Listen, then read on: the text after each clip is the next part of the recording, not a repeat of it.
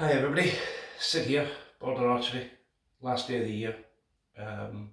What I want to try and do is I want to try and cover some basic principles of riser deflex, balance, how to assess riser balance and what you've actually got in your hands. Okay, so first off, I'm going to use the Tempest as an example. Okay, so as we've covered in previous videos, measuring the deflex from the rocker contact point down and then measuring into the throat. Yeah. Now what you'll see is a lot of people grab a riser like that and they'll balance it. Yeah. Well, that's a bit of a rubbish example because deflex means the riser will want to balance that way. Let me try and highlight the difference. Okay, so here we have a riser that balances. Yeah. Now its deflex will start to cause you problems. So the way to try and look at the idea is with the deflex is, does the riser balance vertically? Okay, so here when I let go, it tries to fall forwards just ever so slightly.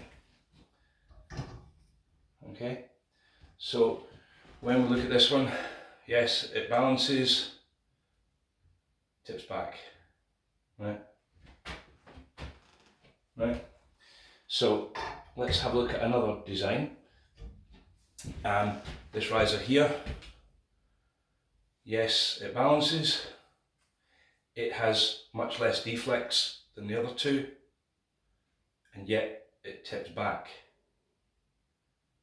Yeah, that's because there's a lot of pocket mass on it, and the pocket mass is behind the pivot, right? But the problem is the actual limb mount is right at the front of all this pocket mass. Okay, which means that you're actually running from the front down to get to the pivot point. Okay, we've covered the deflex in other videos. So the downside to deflex as well is that when you attach limbs, all that mass of the limb, about 300 grams, is sitting behind the pivot point. But we'll go into that one in a minute. Now, you can cheat with all this in your design. Okay, you can get a riser to balance naturally, right, like that, by having the grip higher up. So for example, look, it balances. Yeah, some risers have the grips higher, which means there's more mass in the bottom half, so it tends to naturally pendulum. Okay, but let's have a look at limbs. So here's a bow with all of its gubbins on it.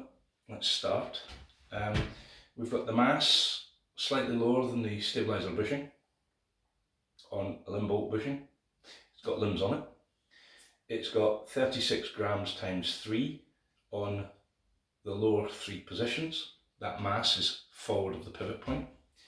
And then it's got 200 grams here and 200 grams there and a 19 gram extender.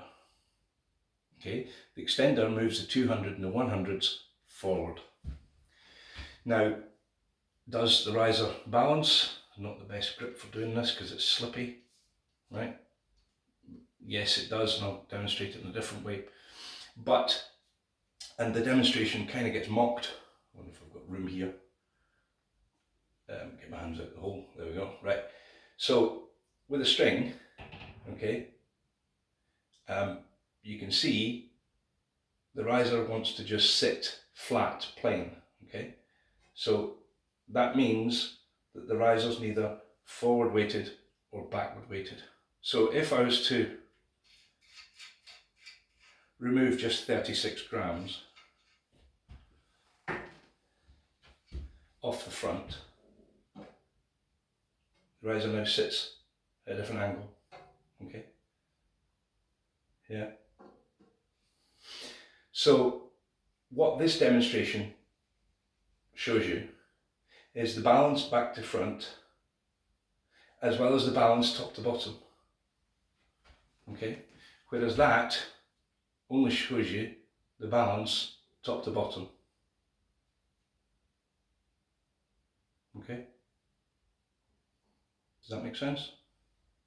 So that test only shows you that there's mass down below. For example, if I was to put that mass on this side, this test will still show you. If I move all that round onto the bottom side, it'll still do this. The test is back to front, right? Which is how much weight is forward of the grip. Okay, that's the ultimate test in how your bow is balanced. Right? Now, when 36 grams makes a difference, you know you're very, very close to being right on that pivot point. Right? Now here we've got it balanced on the pressure point of the riser. Okay, so that's where you push through. That would mean that you can shoot uphill and downhill with the same tiller requirements. That means you would also have a neutral shot reaction because the bottom limb is hitting the same amount of mass that doesn't want to move, so the impact is the same top to bottom of bow closure. Alright, so that should give you a much nicer shot feeling when you've got equal mass top and bottom distributed, so the rotations are minimized and you've also maximized your movement of the mass in terms of what you've got. So here we've got a 27-inch Tempest balancing nicely with 3x36, a 200 and a 219. Alright, so anyway, thanks for watching, folks. Any comments, put them in the comments boxes below, and have a Merry Christmas everybody and a great New Year, and we'll see you on the 8th of January. Okay, thanks for watching, and I'll try and keep up with the social media in terms of Instagram and Facebook. Alright, thanks for watching, folks, and see you in 2024. Alright, thanks.